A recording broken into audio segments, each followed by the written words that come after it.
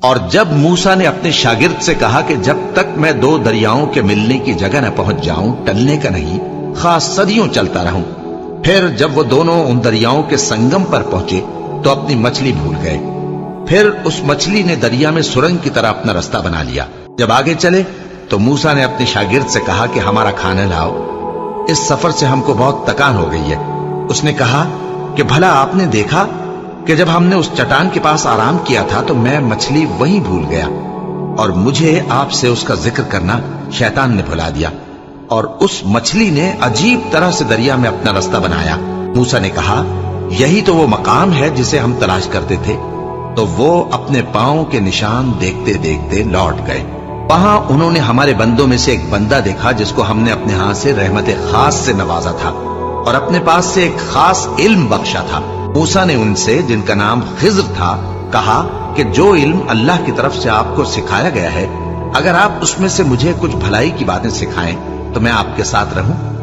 خضر نے کہا کہ تم میرے ساتھ رہ کر صبر نہیں کر سکو گے، اور جس بات کی تمہیں خبر ہی نہیں اس پر صبر کر بھی کیسے سکتے ہو؟ موسیٰ نے کہا اللہ نے چاہا تو آپ مجھے صابر پائیے گا، اور میں آپ کے ارشاد کے خلاف نہیں کروں گا۔ خضر نے کہا اگر تم میرے ساتھ رہنا چاہو تو شرط یہ ہے مجھ سے کوئی بات نہ پوچھنا جب تک میں خود اس کا ذکر تم سے نہ کروں۔ تو دونوں چل پڑے، یہاں تک کہ جب کشتی میں سوار ہوئے تو خضر نے کشتی کو پھاڑ ڈالا۔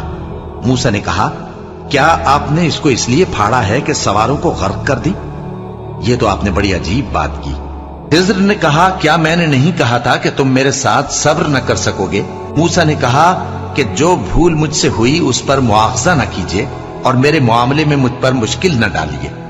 پھر دونوں چلے، یہاں تک کہ رستے میں ایک لڑکا ملا تو خضر نے اسے مار ڈالا۔ موسیٰ نے کہا کہ آپ نے ایک بے گناہ شخص کو ناحق بغیر قصاص کے مار ڈالا، یہ تو آپ نے بری بات کی۔ خضر نے کہا کیا میں نے نہیں کہا تھا کہ تم سے میرے ساتھ صبر نہیں ہو سکے گا؟ انہوں نے کہا کہ اگر میں اس کے بعد پھر کوئی بات پوچھوں یعنی اعتراض کروں تو مجھے اپنے ساتھ نہ رکھیے گا کہ آپ میری طرف سے عذر کے قبول کرنے میں حد کو پہنچ گئے ہیں۔ پھر دونوں چلے، یہاں تک کہ گاؤں والوں کے پاس پہنچے اور ان سے کھانا طلب کیا۔ انہوں نے ان کی ضیافت کرنے سے انکار کیا۔ پھر انہوں نے وہاں ایک دیوار دیکھی جو گرا چاہتی تھی تو خضر نے اس کو سیدھا کر دیا۔ موسیٰ نے کہا کہ اگر آپ چاہتے تو ان سے اس کا معاوضہ لے لیتے تاکہ کھانے کا کام چلتا۔